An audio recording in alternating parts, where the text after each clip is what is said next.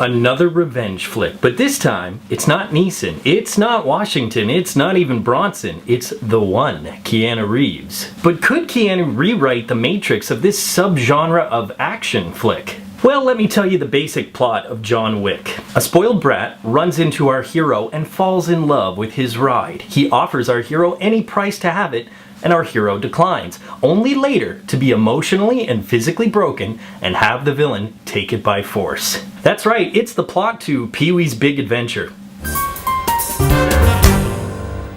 But there's more, and this part isn't Pee-wee. Alfie Allen, the Game of Thrones actor, actually plays the villain, and in the movie, he kills John Wick's puppy. That's right, Theon Greyjoy, as dickless as always.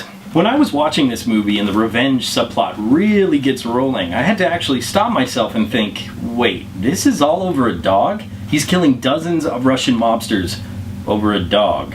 Yes, it's all over a dog, and yes, it's the Russian mob again, which made me stop and think once again, is this a joke?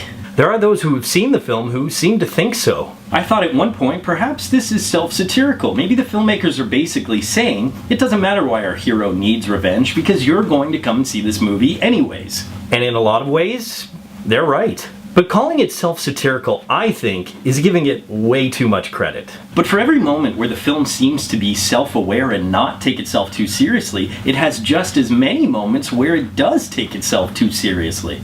But a perfect example is when Vigo, no, not the Ghostbusters Vigo the mob boss and father to Alan's character says to Wick, "This is all over a dog." And John Wick goes on a 2-minute tirade about how this dog was his world. And I go into a coma for the rest of the film. It seems like a case of deja vu all over again, as it was only weeks ago when I was saying The Equalizer tripped over itself by falling back on the tropes of the action flick genre. Sure enough, so did Wick. In this seedy underworld, friends become enemies, enemies become friends. It reminded me of Wanted and the Boondock Saints, and of course, the climax takes place in the rain. Let's not forget Vigo and Wick facing off in the end and saying, "No more guns, let's settle this like men." Even though the script was clearly written by boys. This is where the film really lost me, because they didn't seem to be tongue-in-cheek moments, and if they were intended to be so, they seemingly missed the boat. But while The Equalizer had no substance and no style, at least John Wick was halfway there. For rookie director David Leitch, who before this was basically a stunt performer,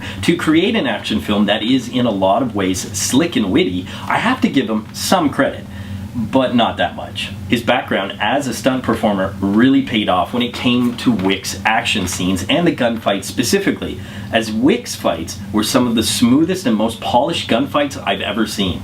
And we're not talking your typical firefight where the enemies are far apart just trying to hit one another. These gunfights were intimate, they were hand to hand. Wick used the gun more like a samurai sword, and it really showed how lethal he is rather than him just being a good shot. And that's why the gunfights and the action sequences are John Wick's for the win.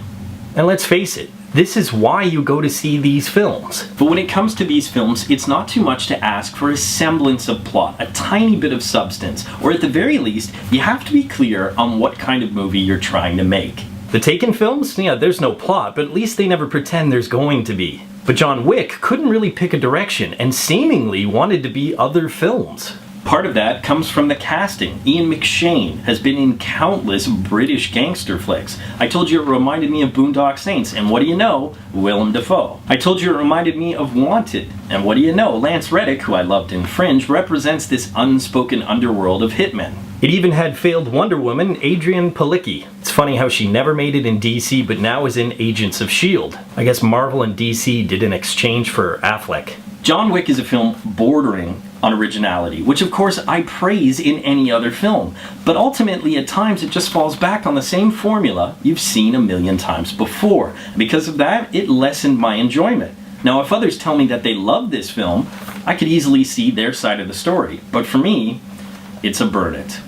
Poll question, what is your favorite Keanu Reeves action film? As always, leave your answers in the comment section below. If you haven't done so, subscribe, follow me on Twitter, and Real School has now started a Patreon campaign. So go check out everything awesome that is Real School, and until next time, school's out.